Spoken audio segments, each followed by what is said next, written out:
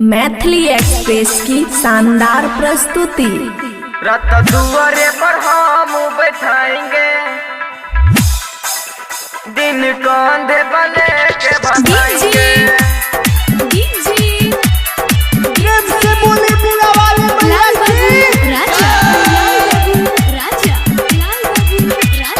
खुशी recording studio बलुआहा। दिन कांधे बने के बधाएंगे। तू के बुलावे माँ दिन रे दोपहरी, आजा माँ हमसे पर हो के सहरी। तू के बुलावे माँ दिन रे दोपहरी, आजा माँ हमसे पर हो के सहरी। कहे ना इनको ले जाएंगे, रात दुआरे पर हम बैठाएंगे, दिन कंधे पर लेके बसाएंगे।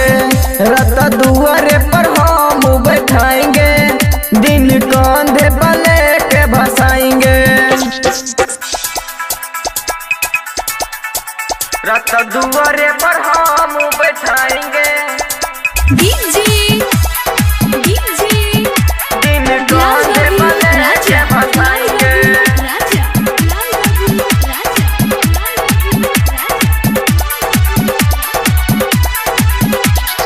समस्तीपुर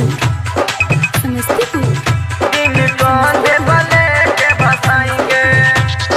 अपना हम आएंगे, डीजे बजाएंगे, अच्छा अच्छा गाना ढूंढो फिर बजाएंगे।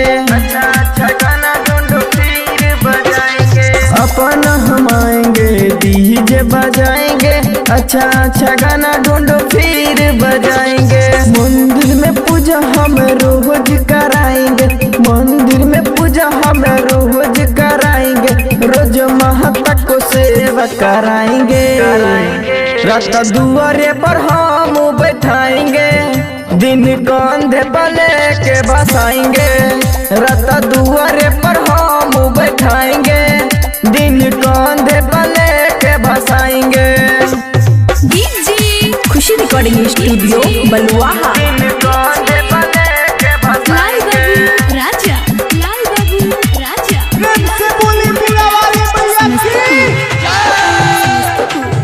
दिन कांधे पर लेके बसाएंगे।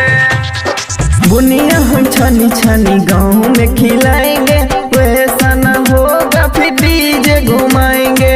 वैसा न होगा फिर डीजे घुमाएंगे। बुनिया हम छानी छानी गाँव में खिलाएंगे, वैसा न होगा फिर डीजे घुमाएंगे। पवन छोटू के लागे नहीं माथा, पवन छोटू के लागे नहीं माथा, सुधीर चंदन से चुनरी मंगाएंगे। रात दुआरे पर हम बैठाएंगे, दिन कंधे पर लेके बसाएंगे। रात दुआरे पर हम बैठाएंगे, दिन कंधे पर लेके बसाएंगे। तू के बुलावे माँ दिन रे दोपहरी, आजा माँ हम सफर हो के सहरी। कहे ना इनको ले जाएंगे, रात दुआरे पर हम बैठाएंगे, दिन कंधे पर लेके बसाएंगे। रात दुआरे पर हम बैठाएंगे, दिन कंधे पर लेके बसाएंगे। खुशी रिकॉर्डिंग स्टूडियो बलुआहा।